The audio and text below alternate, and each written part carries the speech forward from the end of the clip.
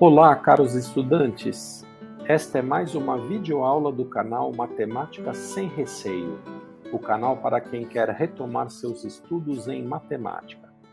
Neste vídeo abordaremos os valores de cossenos para ângulos de até 360 graus, procurando entender a forma como eles variam e como são representados no ciclo trigonométrico. Vamos lá?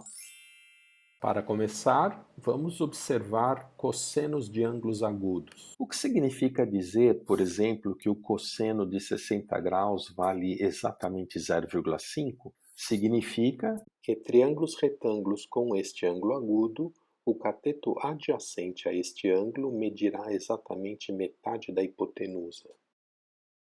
Vamos relembrar a nomenclatura dos lados de um triângulo retângulo.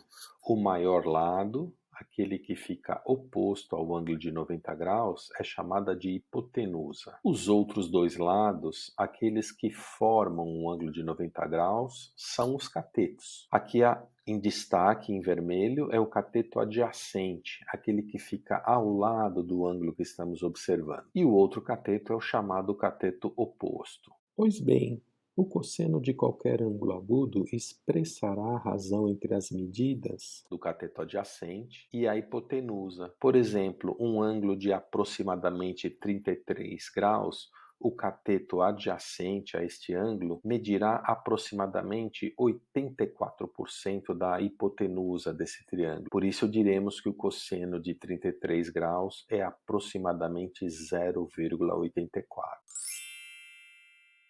Mas essa forma de entender o cosseno de um ângulo só é possível para ângulos agudos. Quando o ângulo for maior de 90 graus, não será possível entender o cosseno dessa forma. Por exemplo, o ângulo de 114 graus, aproximadamente, não será um ângulo interno de um triângulo retângulo. E para entender o seu cosseno, precisaremos ampliar a forma de entender o cosseno de um ângulo. Faremos isso daqui a pouco, mas antes vamos voltar para os ângulos agudos e acrescentar no desenho elementos de um ciclo trigonométrico.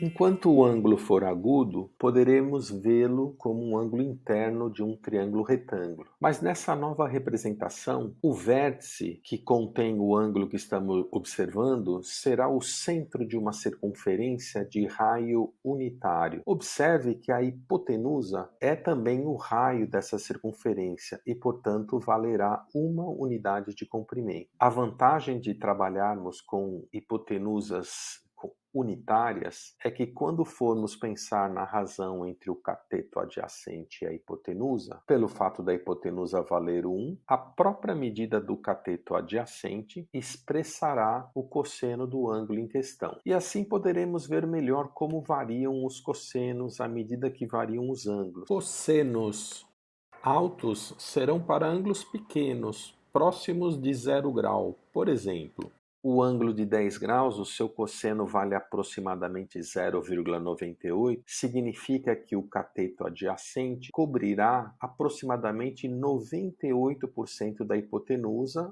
ou seja, 98% do raio desta circunferência. Ângulos agudos maiores, próximos de 90 graus, terão cossenos pequenos, uma vez que o seu cateto adjacente será bem pequeno em relação à hipotenusa e, portanto, cobrirá uma parte pequena do raio desta circunferência. Dizer que um cosseno é alto é dizer que este cosseno é próximo do número 1. No limite, o cosseno valendo 1 seria para o ângulo de 0 grau. Mas atenção!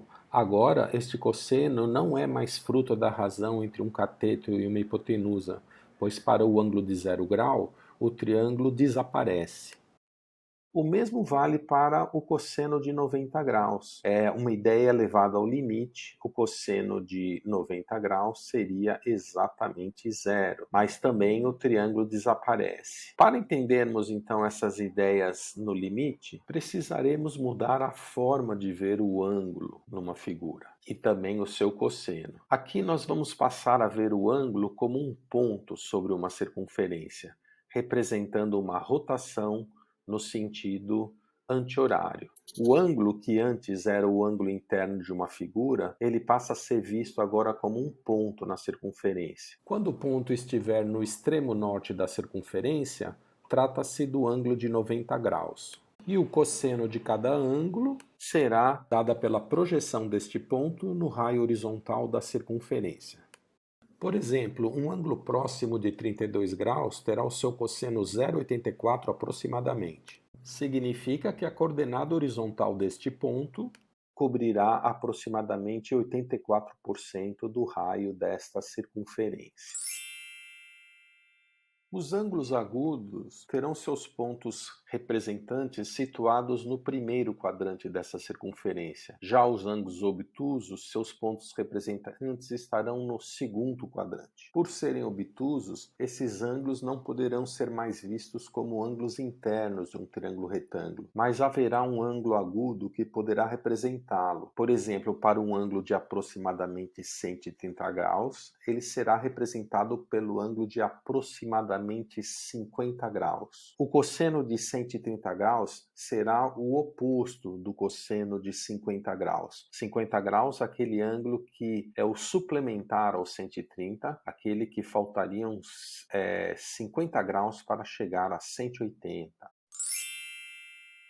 Assim, à medida que ângulos do primeiro e do segundo quadrante vão aumentando, o seu cosseno vai diminuindo, sendo zero para o ângulo de 90 graus e assumindo valores negativos no segundo quadrante. Quanto mais próximo de 180 graus, mais abaixo de zero será esse cosseno. No limite, o cosseno de 180 graus valerá menos 1, o valor mais abaixo de zero que um cosseno poderá ter.